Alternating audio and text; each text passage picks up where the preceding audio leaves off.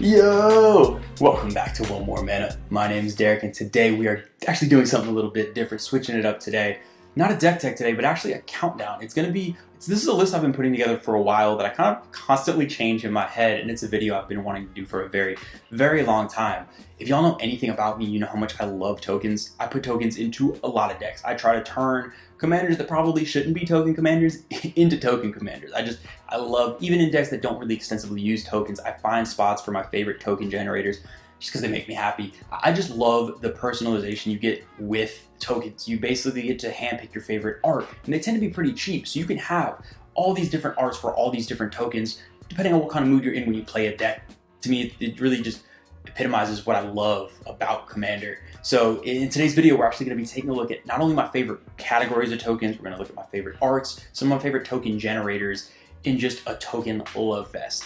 Before we get too much further though, you may want some of these tokens. Tokens for the most part are pretty cheap, which is one of the great things about them. You might want all the tokens and the cards that make them. If you do, head on over to TCG Player, use the affiliate link down below. Anything you get through that link will help support the channel, help us get out more and better content. TCG Player is absolutely amazing. You'll be able to find anything you need on there, no matter how old or obscure of a token it is. If it exists, you'll be able to find it on there. So jumping back into today's video, it's going to be a top 10 list, and each spot I'm going to have a specific type of token with specific art and my favorite card that makes that token. Starting with number 10.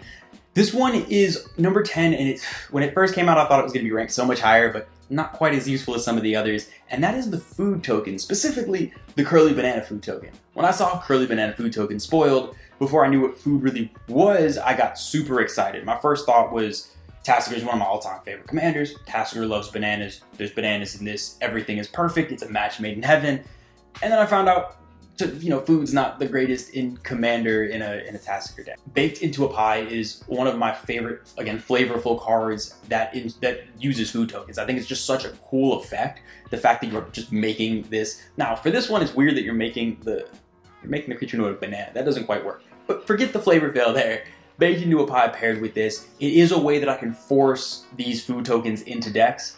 Even though it might not be the most efficient way, just getting a chance to play the food token to me is worth it. At number 9, we have one of the most powerful token creatures of all time, and it is none other than the terrifying Merit Lodge. When I first saw Dark Depths, I was so confused by it because I didn't know about the Thespian stage and all the ways to cheat it out. I was just like, how are you ever going to spend so much mana to put into a land? Or it just seemed so just insurmountable of an obstacle, and then I found out ways to cheat it. But it is still one of my favorite things to do in Magic, to just old school pay the mana over multiple turns to get a Merit Lodge. There's a few decks I have that actually do that in, not the most efficient, but that Merit Lodge token is just so awesome. It is just giant, Eldrazi looking spaghetti monster thing, and the picture is the art is amazing. The scale that you have with the little person just walking away from this monstrosity. It's one of the most just terrifying, just cosmic horror type arts I've ever seen in Magic. And the fact that it comes on this just super powerful 20/20 flying indestructible creature, I love it. And in Commander, it's great too, because if you are able to cheat out a Merit Lodge in certain formats, it's game over in Commander. As ridiculous as it sounds, 20/20 flying indestructible might not be the scariest thing you see that game. So it isn't quite as game breaking, but it is just such an awesome token. Obviously, the token producer for this is Dark Depths, a super fun card, and a card that I think can just be used. You don't necessarily have to use it unfairly or broken. Just throwing it into decks that produce a lot of mana. It's a great mana sink and a really good payoff if games stall out or if you're not trying to do anything too broken. Now at number 8, of course, we're going to have to take some trips to Phyrexia. And there had to be at least one Phyrexian-related token on this list, and it is none other than the artifact horror that is produced by Phyrexian Rebirth. This card is super good. I think it's an underrated board wipe. Obviously, White has so many really good board wipes that a 6-mana board wipe that makes a token doesn't quite make the cut for most people. But with Commander, there's so many creatures out. It's almost like when you cast a card like Blasphemous Act, you always assume there's going to be at least 8 creatures, and that's a pretty fair assumption. With Phyrexian Rebirth, you can almost always end up with just this massive Phyrexian monster with an empty board. And there's a lot of games where this can become a real threat, especially late game, where empty board, you have a massive creature, no one's got blockers, and if it's late game, they might not have anything to play out right away to defend themselves. It's a really good card, but more importantly, the flavor is on point. The fact that you're killing all of these creatures, and then Phyrexian Oil is just building them up into this huge Phyrexian monstrosity with their dead limbs is what it looks like in the card art. Whatever it is awesome. and it is just such a flavor win. And both the art on Phyrexian Rebirth itself and the token are just super cool. They're terrifying, and it is just such a fun card to play. Now at number 7, we have, you're gonna notice a theme here. I always talk about how much I love Phyrexia. Phyrexia is just one that has all my favorite mechanics, some of my favorite lore, but art-wise, no set just captured my heart more than Innistrad. The Plane of Innistrad, art-wise, is my favorite. I love all of the Innistrad sets. I love all the art, and I will force cards into decks from that set just because of how beautiful all that art was. You're gonna notice a little theme of that coming up here. But at number 7, we have the Uzi Token from Innistrad. Uzi tokens in general are pretty cool looking. There's a lot of them that I really enjoy, but the Uzi Token from Innistrad is just absolutely beautiful. It specifically reminds me of one of the first levels in Bloodborne. That part where you're kind of like running over the sewers and you fight those big weird werewolf dudes with the long arms. I forgot what they're actually called. Friend aside, Bloodborne, greatest game ever. But this looks just like a level straight out of Bloodborne, except with ooze coming everywhere. Playing this token just makes me super happy. It brings me back to the months and maybe years I spent platinuming Bloodborne, and just brings me back to a really happy time. And I just love the art on this card so much. Now when it comes to the token producer for this Uzi token, my personal favorite is Biogenic Ooze. The flavor on Biogenic Ooze is just phenomenal. The fact that it's like popping off these little ooze monsters that grow over time. It's a tremendous mana sink. It's great in token decks. I even love it in any sort of big mana deck because it can just basically just poop out little blockers if you need them. The art's amazing. Yeah, I forced this into decks where it probably shouldn't be, but it is one of my favorite cards. Almost wish it was legendary because like Ooze deck with this would just be amazing. But these two paired together, a little creepy, a little weird looking, and just a whole lot of fun. Now at number 6, we're getting to the real good stuff here. Mentioned Innistrad, we're going back to that plane for some more beautiful art, and this is the Spider Token from Shadows over Innistrad. Spider tokens are some of my favorites in general, and like I mentioned before, if I just use multiples of the same, spiders might take up a few spots on the list. One of my all-time favorite cards to build around in Commander is Spider Spawning. I've mentioned this in a few decks already, and I continue to build decks including Spider Spawning. Spider Spawning is just such a fun card, so yeah, spoiler, that's the card that produces these tokens. The art on both of these together between the Shadows over Innistrad Spider and Spider Spawning itself are just beautiful. They're so creepy. In the Shadows over Innistrad token, you see kind of that, it looks like an egg sack type deal. It might be a skull. I don't know exactly what that is in the front, but it's terrifying. It's creepy. It really catches just that whole flavor and all of the creepiness of the art in Innistrad perfectly. Not to mention the flavor of a spider spawning, these spiders just coming out of the grave, overrunning everyone. This is just one of those where I love to have a lot of the tokens. I even have the little token minifigures of those spiders from Spider Spawning because I love that card so much, and I think this particular one is my favorite art for one of those spiders. Now at number 5, I'm going to cheat a little bit. We're going to have 3 tokens at the number 5 spot, but they kind of all are grouped together, so I'm going to put them together. And it's the whole token cycle from Reform. So spoiler alert, again, Reform is going to be the card producing these tokens, but that whole fish, whale, kraken cycle is one of the coolest token cycles I've ever seen. The fact that in the Reform, you can see the fish behind it about to eat it. And then once you get to the fish, you can see the whale behind that. And then in the whale, you get to see the kraken. And in the kraken, you see that whale being eaten. The art on these is just so perfect. The fact that they had that whole food chain of just marine monsters eating each other in this art. And it's kind of subtle, where the first time I saw it, I actually didn't notice. Maybe I'm just not very observant, but either way, I didn't notice it the first couple times, and then once I put it together, I was like, this is the greatest thing ever. It is such a cool, not to mention the mechanic, the card is awesome. It's a flavor win when the cards they're essentially being eaten into these bigger monsters. Such a cool concept, and I would love to see more token chains like this in the future, where you get to see a whole story told within one card. Really, Reform tells this whole story, and you get to see it played out. The art is beautiful. It's a pretty powerful card too, especially in more casual decks. You end up with a huge monster that's really hard to deal with. Now number 4, shocker, we're back in Innistrad, and this is going to be specifically with the Spirit Token. Spirit tokens are so cool looking. Just a lot of spirit art in Magic in general is really creepy. I don't play a lot of white, so I don't get a chance to really dive into that a ton, but I make sure I find places for the Innistrad Spirit Token. Regardless, I will force it into decks. My personal favorite producer of this token is Moorland Haunt, because it is one of the biggest flavor wins ever. It's such a cool one. The art in Moorland Haunt, if you haven't seen it, is absolutely beautiful. It really does one of the creepiest pieces of art, and it just captures Innistrad and everything I love about Innistrad so well. It is, oh, it's perfect.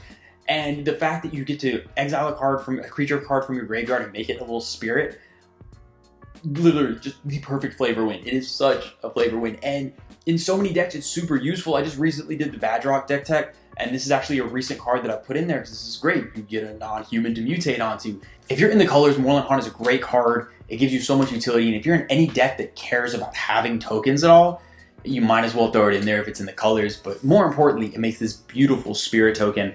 And yeah, even in decks that don't necessarily need it, just to have this token in my little token pile for a deck, that card will be forced in there. Now we're getting down to the top 3. To me, this is really exciting. These are some of my favorite decks ever that these tokens go in. I don't really think that's a coincidence why I love the tokens so much. So at number 3, we have the 5/3 Elemental produced by none other than my girl Titania. I love that deck to death. The Titania deck might be my favorite deck.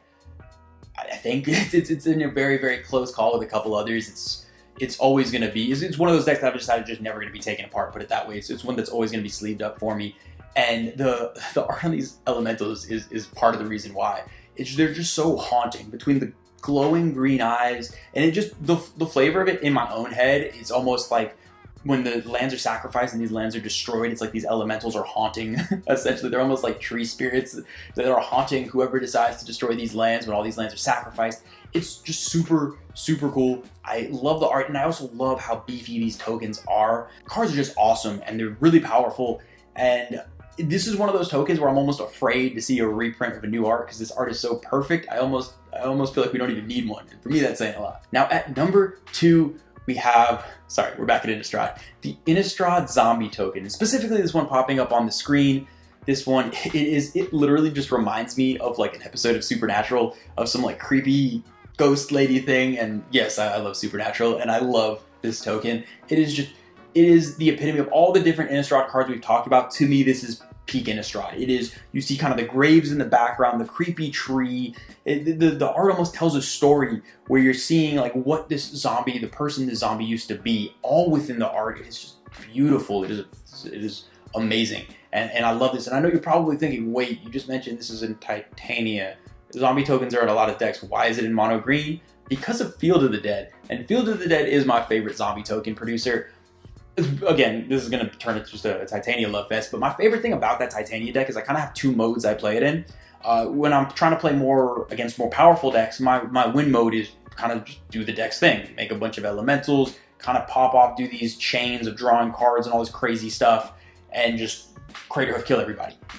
But what I love about that deck is I'm playing against lower powered decks. Immediately I can switch my game plan to Field of the Dead. And instead of making 5/3s, I just try to make a bunch of zombie tokens and overrun the board with zombie tokens. And it takes that deck from about an 8-something and very powerful to maybe in the 6 to 7.5 range if I'm only focusing on zombies. It still makes me further a game plan and try really hard so it doesn't feel like I'm sandbagging, but at the same time lets it play against a wider group of decks and play in different metas. So I really, really love what Field of the Dead does. And the fact that I get to play these beautiful zombies in addition. In my personal deck, I actually have a collection of all the Innistrad zombie tokens, foils, all the promo foils, all of them. But of all those, to me, this one is the most beautiful. And again, it really does tell that full story. Now at number 1, where else could it be? It's the first real token deck I ever put together. One of the most just classic token types in all of Magic. It's the Goblin, and specifically this random promo Goblin that I absolutely love. I stumbled upon this. I've had a Krenko deck for a very long time, so spoiler alert. Krenko is my favorite Goblin token producer. I've had a Krenko deck for a very long time. It was really the first serious Commander deck I ever put together. I've had other Commander decks before it. I had like this weird 5-color insect deck that didn't work. I had a kind of a version of a Hapatra and different things going on. But Krenko was the first deck I really sat down and tried to like make a good deck list for and really try to optimize anything like that. It is really one of those decks that I'm just not going to take apart. It's almost like a child of mine. I love that deck so much. And Goblin art in general, I think I could have said the same for zombies, but Goblin art is some of the best token art, period. And that's really what gives it this number 1 slot for me, is despite the fact that I think this is my favorite, this is the most just like, it epitomizes what I think of when I think, you know, like fantasy Goblin art, and it just makes me happy. It really takes me into the world of Magic. It makes me feel like I'm in, it gets me lost in just the flavorful fantasy world that is Magic.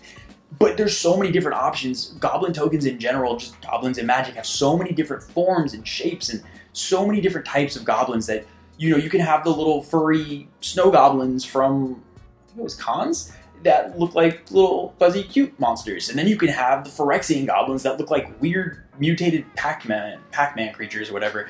And then you can also have something like this that is just kind of the stereotypical fantasy goblin. You get so many choices, and I love that. And I do own basically all the Goblin tokens of all different kinds depending on what mood I'm in. But this particular one I just love so much. I actually keep, just random aside, with my tokens I tend to keep them in a separate box. In my Cranko deck, I actually keep this token in the deck box with the rest of the deck. Is the only token I keep in there, because regardless of which other tokens I'm playing, this one has to be in it. Like a lot of these, it helps me get lost in the world and helps me get lost in all the lore and everything else as I'm playing the game. And to me, that's the best thing that art in a game can do, and more than anything, to me, this token epitomizes that. So that's going to do it for this week's video. I really hope y'all enjoyed it. I know it's something a little bit different, but and typically I'm going into more strategy and you know what cards can do functionally, and I know I talk a decent amount about flavor, but art is really probably my favorite part of Magic, and lore and flavor, and that's really the reason I play.